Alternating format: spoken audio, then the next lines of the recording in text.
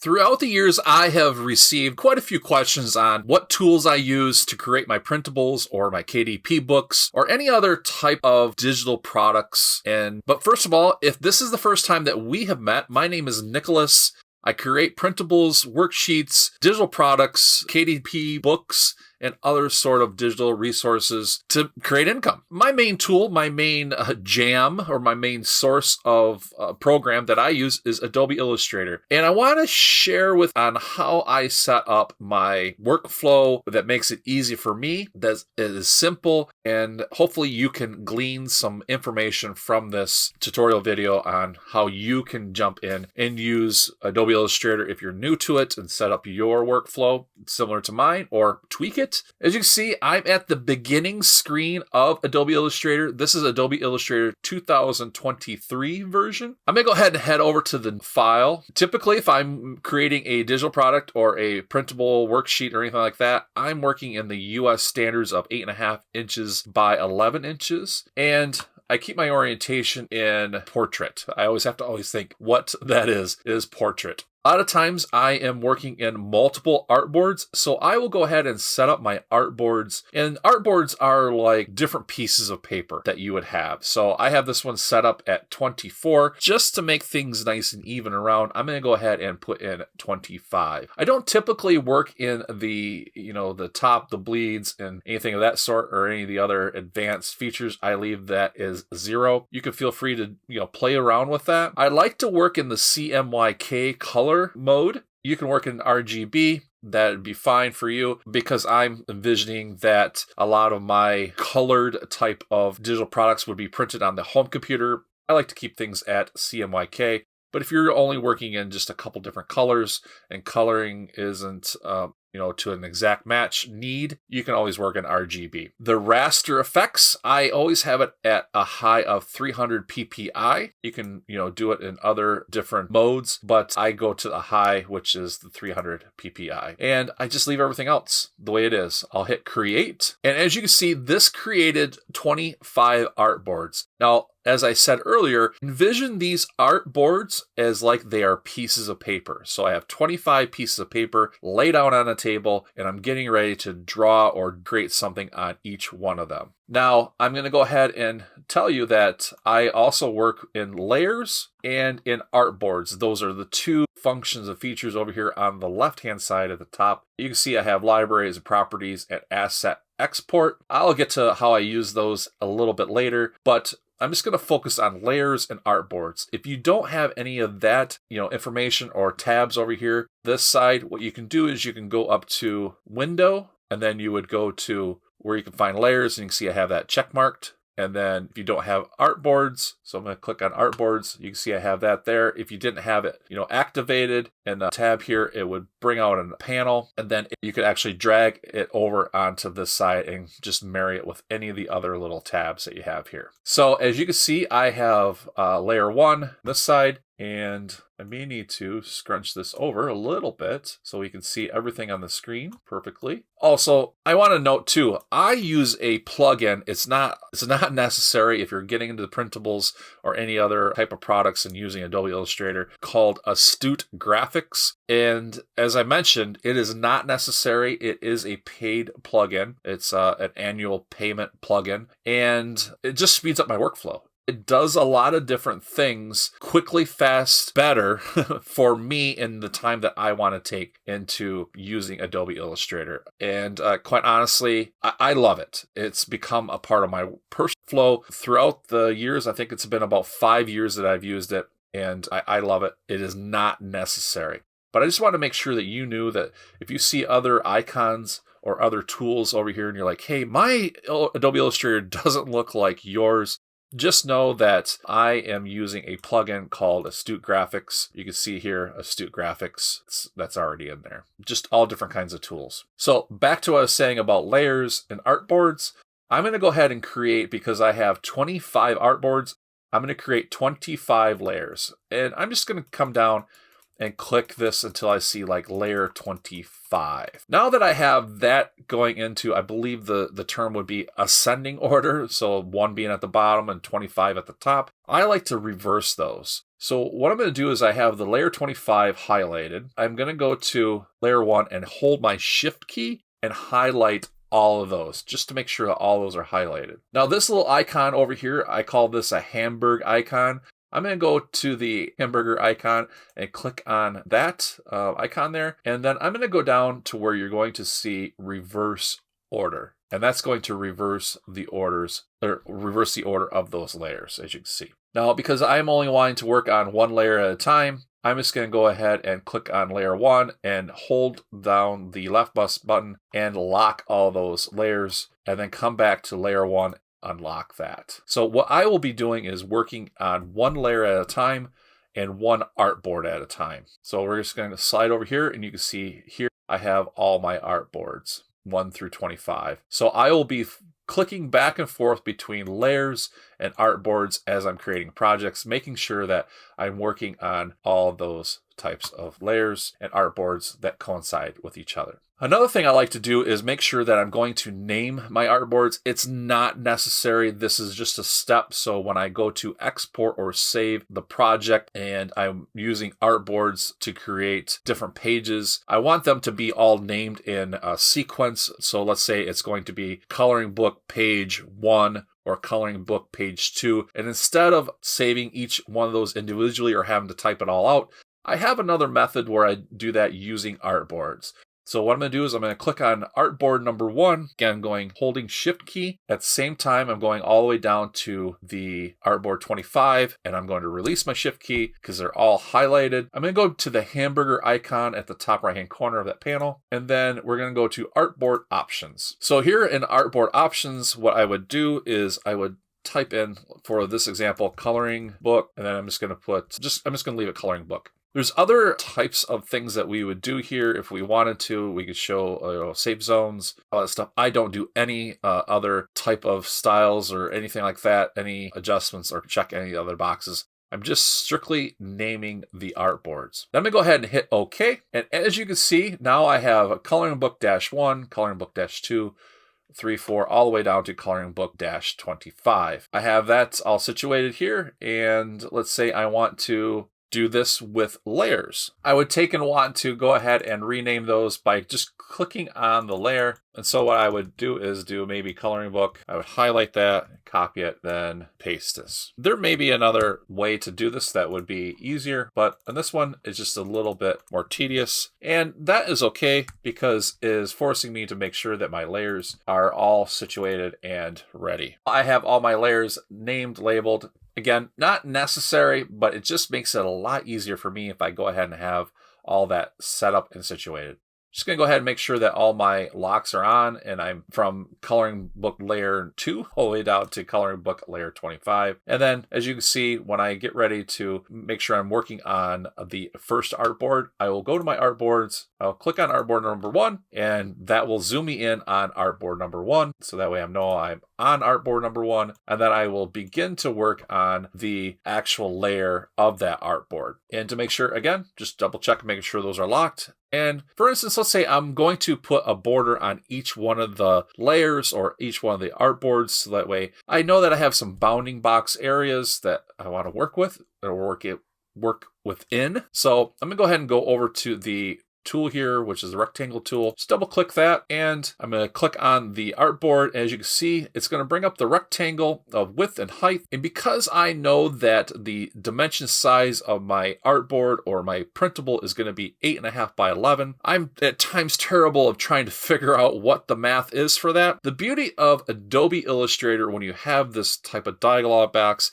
is you can let Adobe Illustrator do the math for you. I'm going to put in 8.5, which is 8.5, the minus, subtract, and I'm going to subtract 1.25. I'm not going to hit OK or anything like that or enter. I'm going to go down to the height. I know that the height of this is 11 inches. I'm going to subtract. I'm going to hit the minus sign on the keyboard, and I'm going to subtract 1.25. And as you can see, that has automatically done the math for me that the width and height of the rectangle is going to be 7.25, 7.25 inches by 9.75 inches or 9.75 inches. Super easy, super basic, simple, love it. Now it's created this box for me. I have a fill of white and a stroke of black. I'm going to go ahead just for the duplication part of it, so that way I'm setting up my workflow, my everything to be the same on the other artboards. I'm going to go ahead and increase the stroke width to, we'll do 3 points. I'm going to go ahead and turn off the fill of white.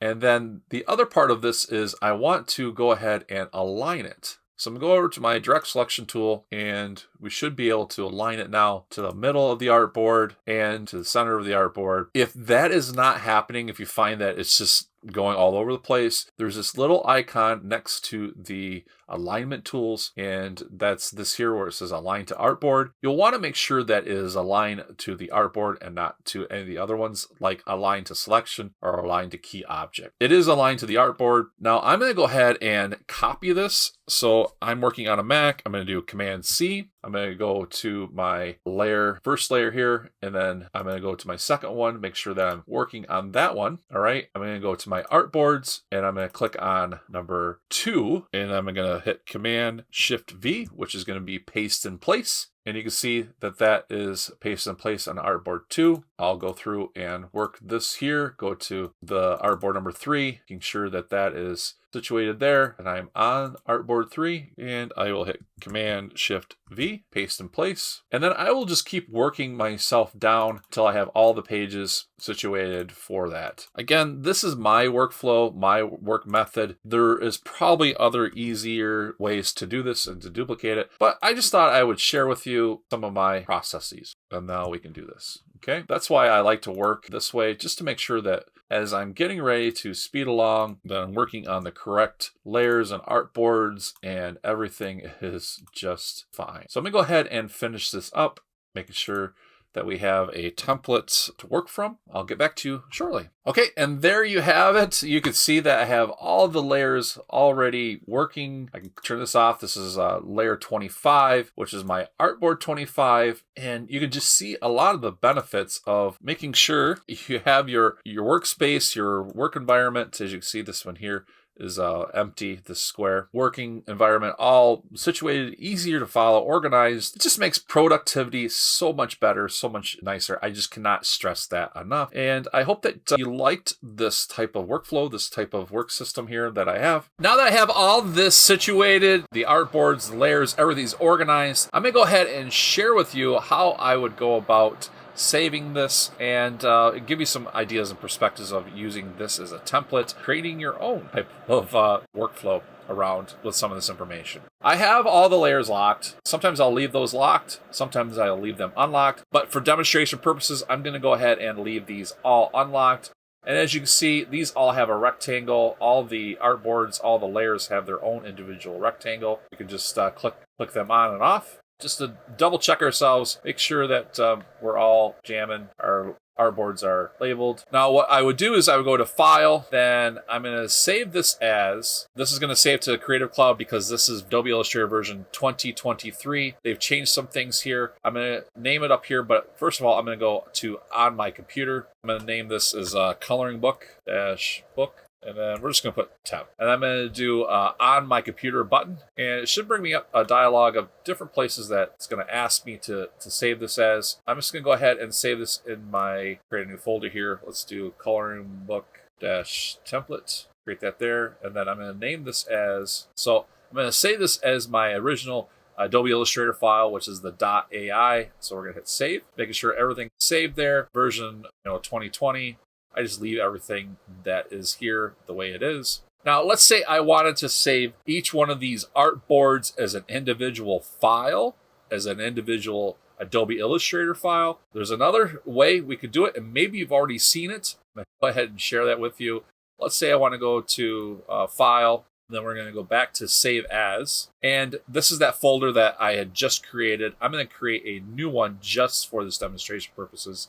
And I'm going to do this Coloring Book Artboard. So that way everything's going to be saved in the Coloring Book Artboard. I'm sure that we're all happy here. All right, so we're just going to hit save. It's going to bring up this dialog box. This is the Adobe Illustrator options box that you seen me just a moment ago, seen before. Now, as you can see here, this has a box here underneath where it says save each artboard to a separate file. All right, so I'm going to click on that, and we could do a specific range of artboards. If you remember, I created artboards 1 through 25. So if I only wanted to do, like, let's say 5 through 10, I would click on range, and then I could change that to 5-10, and it would only save the artboard of that was 5 through number 10. It would only save 5 of them. But in this case, what I'm going to do is I'm going to go ahead and click on all, and then we're going to look at that in the folder to see what that looks like, just so that you are aware of what that is. And as you can see, it is saving each artboard file for us as an Adobe Illustrator file, and it's scrolling through all 25 artboards. And it's done. Perfect. Now I'm going to go ahead and open up that file folder just to make sure that you can see what I'm talking about, how that's going to look. You can see this is the original coloring book template that has all of the 25 artboards in one Adobe Illustrator file. Now, this is the folder that I created that will have 25 individual artboards. So we're just going to open this up. And as you can see here, I have a coloring book template book that is my artboard 1, which, would be here, coloring book, and this would be 2, 3 on down to our 25. Okay, so very nice, very simple. That is why I love naming my artboards. Layers, like I said, you don't necessarily do it or have to do it, but you can, just to kind of make things easier to know that if you're working on artboard number 1, you're actually working on layer number 1, and you're keeping all those elements together, and there's no other confusion because you're only going to be working at one artboard at a time. So that is my workflow. That's what makes things easy and simple for me. And I hope that, like I said, you could glean some information from that. Now, let's say I'm going to take this a little bit further. Let's say I want to create these into PDFs, because that's what I like to work in. That's my digital product that I offer, is a PDF or a PNG or anything of that sort. But in the case of this, I want to save this as a PDF. Now, I have a couple options. I can save it as all 25 in one file, all 25 artboards into one file, into one PDF, or I can save in a range of PDFs, being that, let's say there was taking the artboards of 5 through 10, I could turn only artboard number 5 through 10 into a PDF that would only have 5 of those artboards. I hope that you're following me. I know it sounds a little confusing, but trust me, this is very simple, and I'm just going to go ahead and share that with you. Again, I'm back at 25 individual artboards on this here Adobe Illustrator file. I have my 25 layers. They're all unchecked. Doesn't need to be. I'm going to go ahead and go to my artboards, and I'm going to go to File, and then I'm going to go to Save As, just to kind of get you thinking to what you're going to be looking for here. And I'm going to go ahead and make sure that I have everything situated. Now, for this case, I'm going to go ahead and type in PDF as a folder, just to make sure that I have everything all, organized, so that way we can understand where we're going. And then I'm going to go down here to where it says File Format, and you can see there is the Adobe PDF. Okay. Now, I have the Use All Artboards checked on automatically. That's, they have the all here. If I wanted to do a range, again, going back to the idea of only wanting to save 5 of my designs or 5 of my artboards. So for my artboard number 5 to my artboard number 10, I would select that range because I have it checked where I'm using the artboards. I would again go into here and do 5-10, and it is only going to save that range. Very nice, very easy. And I'm just going to go ahead and hit cancel. Let's go ahead and try that again so that we know and understand what I'm talking about. Save as, go to File, go to Save As, and I have my Adobe Illustrator, and then I can do Adobe PDF, and we would do the art range, and you can see there. All right, so just giving you a full glimpse of what to expect, what to look for, so that way you know how to save that. So another thing that we could do is, taking this even a step further, is to export. And what I would do is I would go to File, Export, and then we're going to do File, Export As. This makes things a lot more easier for me in particular, and because I like to save things as PNGs and JPGs, JPEGs, or whatever you would like to, count that as, or SVGs. So in the case of the PNGs, what I would do is I would have that selected, that file format. And if I wanted to save these artboards as individual PNGs, I would come in and I would click on use artboards, and then I would hit range. Then I could do if I wanted to do my individual, like let's say only 5, I like the designs on artboard number 5 through artboard number 10. I would just select that and I would put in 5-10. So it's only going to save those designs on those artboards on 5 through artboard number 10. Or if I wanted to save all of them, then I would be able to click on all, and it would save all those artboards as a PNG for me, and then I would be good to go. So that's all I have. I hope that you were able to, understand this clearly. Feel free to watch through the video again. Maybe there's different time points that you may have gleaned some information from what I shared with you in my workflow that was going to best suit you. So, like I said, that's the beauty of being able to go back, kind of look through the workflow, how I'm going about setting up the files, the layers, the artboards, and saving those. I like to create printables, and I hope that I get to see you again very, very soon.